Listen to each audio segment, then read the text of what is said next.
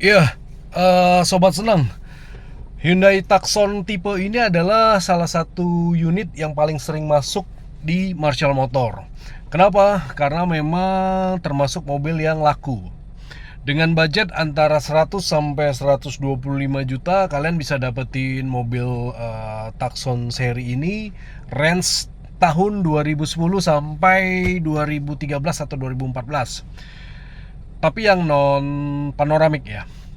eh yang Om suka dari mobil ini adalah satu, cukup fun to ride.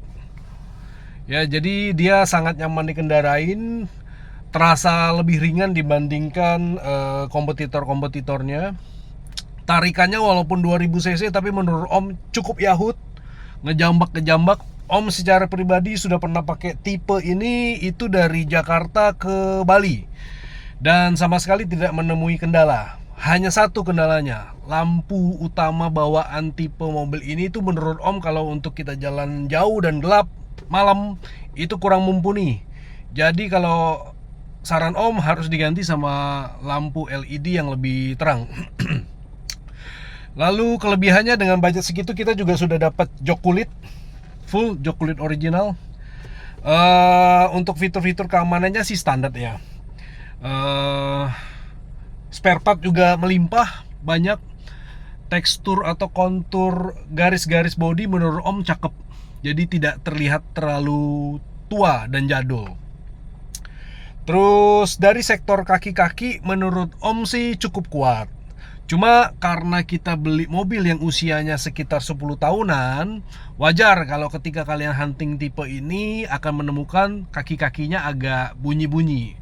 Karena itu kerusakan atau kelemahan karena dia usia pemakaian. Nah, gitu ya.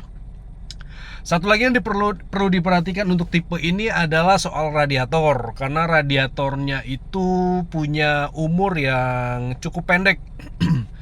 Jadi rajinlah ngecek air coolant levelnya, jangan sampai terlalu kurang.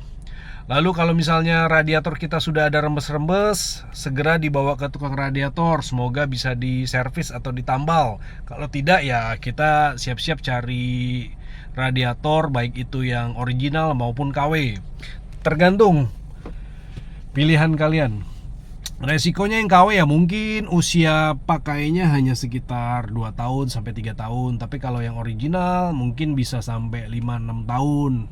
Dengan konsekuensi harga ya bisa 2 kali lipat. Untuk radiator sendiri pengalaman Om pernah beli itu yang KW1 lah ya, cukup bagus, nggak jelek-jelek amat tapi tidak ori. Itu harga radiatornya sekitar 1,8 juta sama ongkos pasang bla bla bla 300 ribu, berarti 2,1 itu sudah aman. Nah, hal yang tidak Om suka dari mobil ini adalah material interiornya itu hampir semuanya plastik.